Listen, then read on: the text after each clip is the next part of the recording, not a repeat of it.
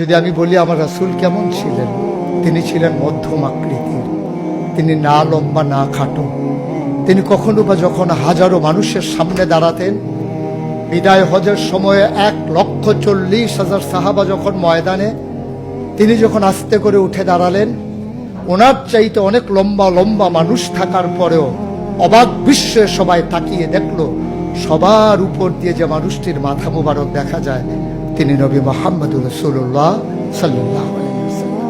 তিনি মধ্যম আকৃতির হওয়ার পরে সবার উপরে তার শির, সবার উপরে তার মাথা।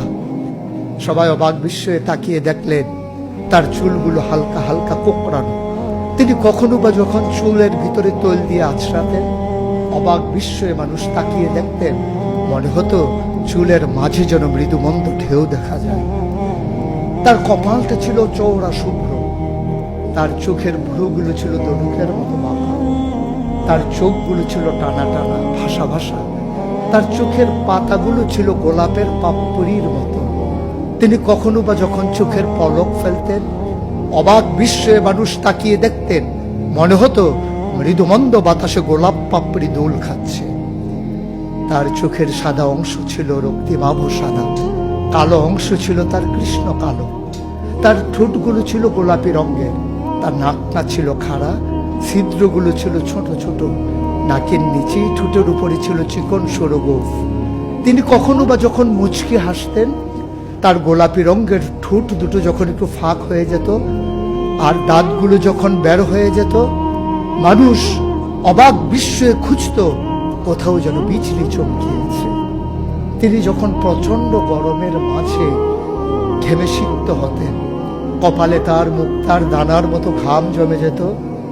তিনি যখন দৌড়ে দৌড়ে তার বিবিদের ঘরে যেতেন, আমাদের মায়েদের ঘরে, আল্লাহ রাসূল সাল্লাল্লাহু আলাইহি সাল্লাম ঘরে ঢোকার পরে মায়েরা দেখতেন কপালের মাঝে মুক্তার দানার মতো বিন্দু বিন্দু ঘাম জমে আছে।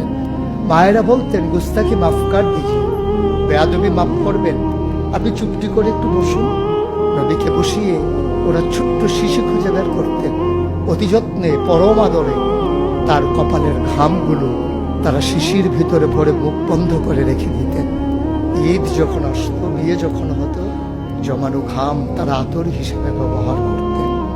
এ নবী তো সে নবী, হেঁটে গেছেন 1 মাস আগে রাত পথ ধরে, যাওয়ার পরে তিনি তো চলেই গেছেন। 1 মাস পরে যখন আবার ওই পথ মারিয়ে কোনো এক সাহাবা যাচ্ছেন, স্থানীয় বাসিন্দা যারা রাস্তার কিনারে যাদের ঘর, তাদেরকে ডেকে বললেন, ভাইরা এ পথ দিয়ে কি আমার নবী হেঁটে গেছে কখনো? বলেছ সে তো 1 মাস আগের কথা, তুমি বুঝলে কেমনে? মুচকি হেসে সাহাবা জবাব দিলেন, হেঁটে গেছেন 1 মাস আগে, কিন্তু আজও সেই পথে নবীর গায়ের জান্নাতি গন্ধ পাওয়া যায়। এ আমার নবী, এ আমাদের নবী, আমাদের গর্ভের নবী। কেন পাঠালেন নবীকে? লাকাদ কানা লাকুম ফি রাসূলিল্লাহি উসওয়াতুন হাসানা। তিনি মডেল, তিনি আইডল, তিনি আইকন, তিনি অনুপম আদর্শ, তিনি আমাদের জন্য উসওয়াতুন হাসানা।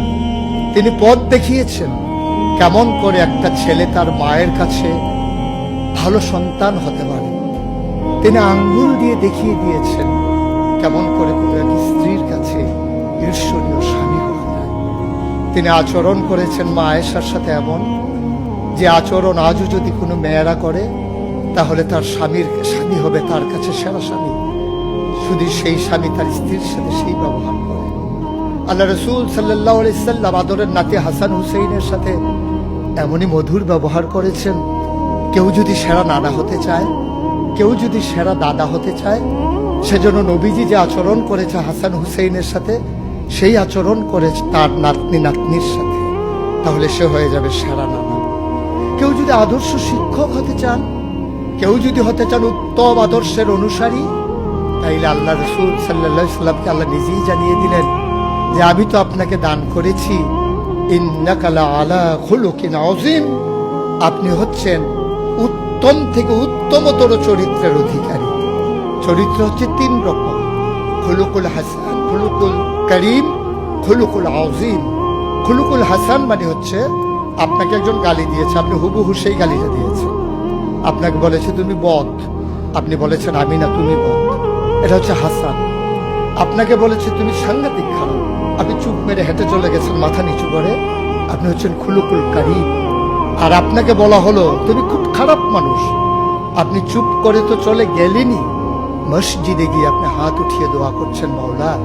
সে হয়তো বুঝেনি, সে যদি বুঝতো আমাকে হয়তো বলতো না, তার জন্য উল্টা আপনি দোয়া করে দেবেন। এটাকে বলে খুলুকুল আযীম, যেটা ইন্নাকা লা আলা খুলুকিন আযীম। আল্লাহ বলছেন, ও নবী, আমি হলাম সর্বোত্তম মর্যাদার অধিকারী, আর আপনি হচ্ছেন সর্বোত্তম চরিত্রের অধিকারী। সুতরাং যার কোনো তুলনা হয় না, তুলনা মেলা ভার, জুড়ি মেলা ভার।